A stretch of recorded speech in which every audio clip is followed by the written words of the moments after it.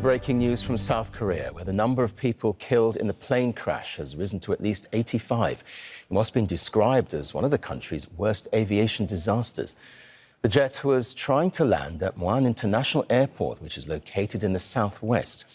Emergency authorities say the Boeing 737 caught fire after veering off the runway and hitting a barrier.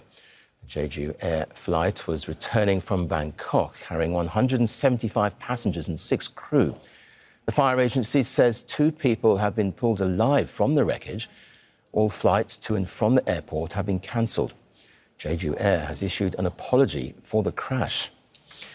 Let's get more on this now from our correspondent, Rob McBride, who's in Seoul for us. So, Rob, what's the latest you can tell us? Well, emergency teams are still there dealing with the aftermath of this catastrophic crash as an air investigation obviously gets underway into the causes. But initial reports do seem to suggest that there was some sort of failure of the landing gear on this aircraft. Images show the aircraft skidding basically along the runway on its belly and at an uncontrolled speed going off the end of the runway. And then, according to authorities, hitting a perimeter wall at the airport, which then, it seems, led to a catastrophic explosion. And other images have shown the burning wreckage, very fierce, intense fire breaking out basically throughout the whole of the wrecked aircraft. There have also been some reports and images taken from the ground, which appear to show maybe a possible bird strike on one of the engines, which may have been a contributing factor to this. There's also reports that this had been the second attempt by the aircraft to make a landing. It had actually gone around. So there does seem to have been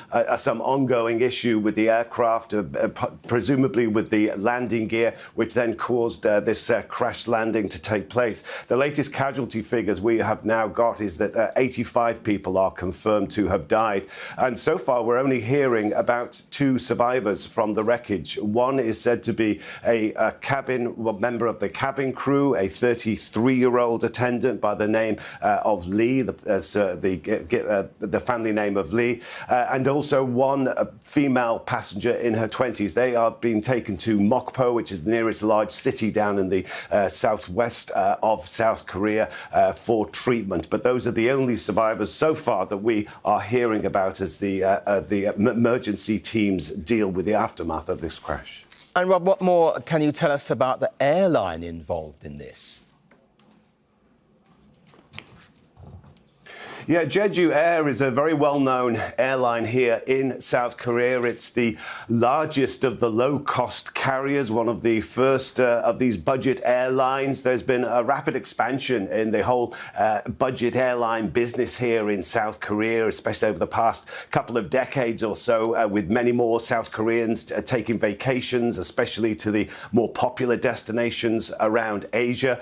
Thailand is one of the most popular of those locations. So this was a typical returning holiday flight. It had taken off at 1:30 in the morning local time from Bangkok. It's basically an overnight flight and was due to land back at Muan County Airport at about 8:30 in the morning. So this is a fairly small provincial airport down in the southwest of the country, but these would largely have been returning holidaymakers. And we do know from the passenger manifest that 173 of the passengers on board were South Koreans and 2 were Thai nationals.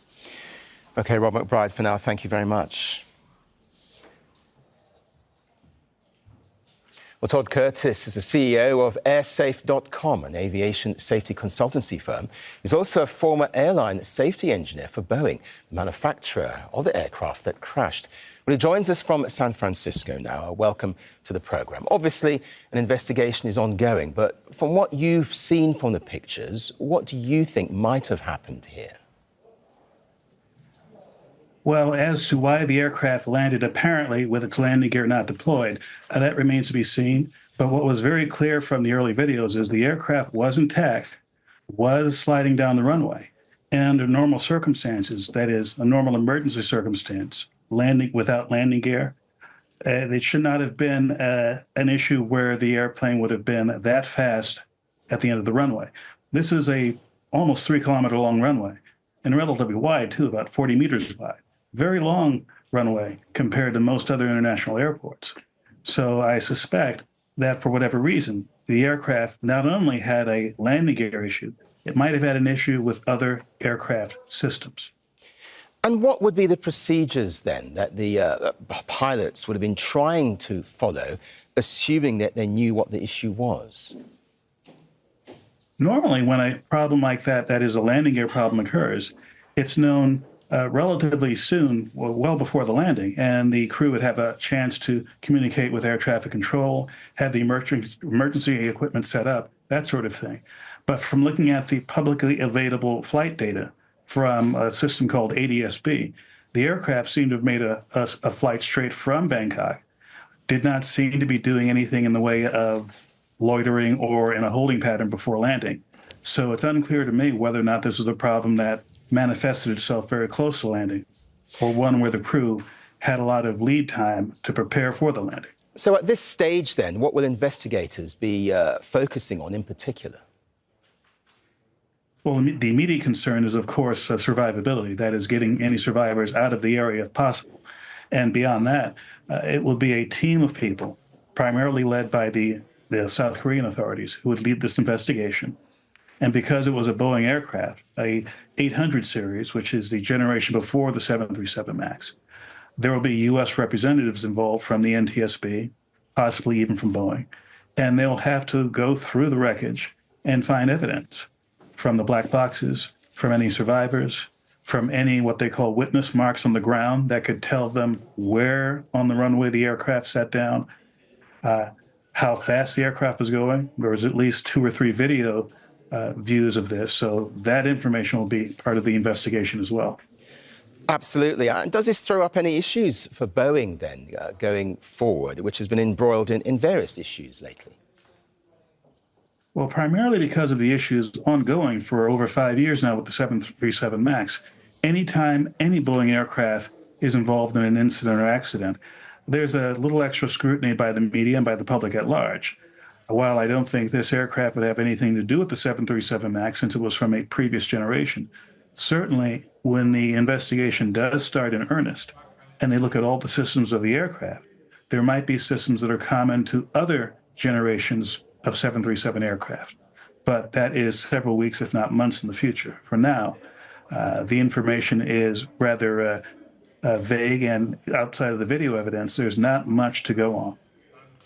Todd Curtis, thanks very much indeed for joining us. Thank you for having me.